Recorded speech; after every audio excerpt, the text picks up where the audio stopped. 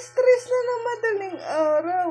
Wala pa siyang ganang matulog. O, tingnan mo, binubuhat yung ulo. Galing-galing.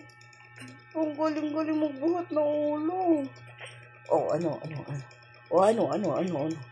Bebe ka? Palo.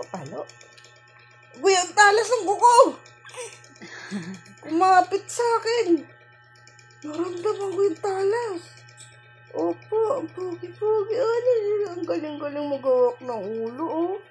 Oh, kala niya, kaya niya na ulo niya, oh. Ang yabang, wala pang ang 2 buwan, oh. Hoy! Ari! Talas ng kuko! Yan mo! Ayan na, binibiro lang, eh. Ayan na, mama. Dede! Come in, Dede! O ba ito, Miguel? Biro-biro ka, ha? Biro baby na yan, ha? Acting na lang na. Dutripan mo, ha? Ayaw niya sa akin. Mama! Mama. Ayan si mama. Yun na, mama. Mama. Ayan, diyan ka sa mama mo.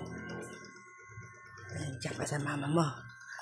Diyan ka sa mama mo. Ako dyan. Yung baby ko lang. Pangit kasi si mama. Hindi legit. Walang luha. Hindi po legit yung kanyang luha. Niloloko lang po kami. Kanina pa po yan. 2:00 gising. 3:00 na po. Pinalitan na nga po yung diaper niyan. Kung kaya medyo tumigil siya nakakaiyak kanina. Ngayon, ayun na naman siya. Opo. Yung nanay niyang pangit. Mga itsura ko dyan.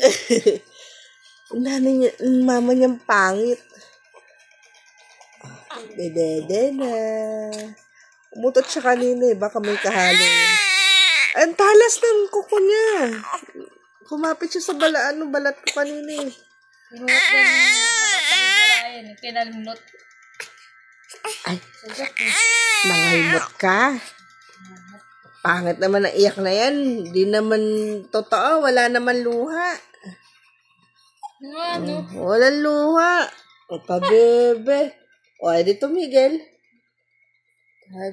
Sumo lang, hawak-hawakan ka. Gusto lang yan, hawak-hawak eh.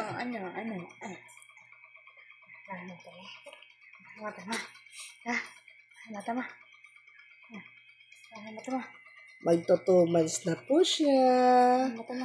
Today is February 2, 2025. 3 a.m. in the morning.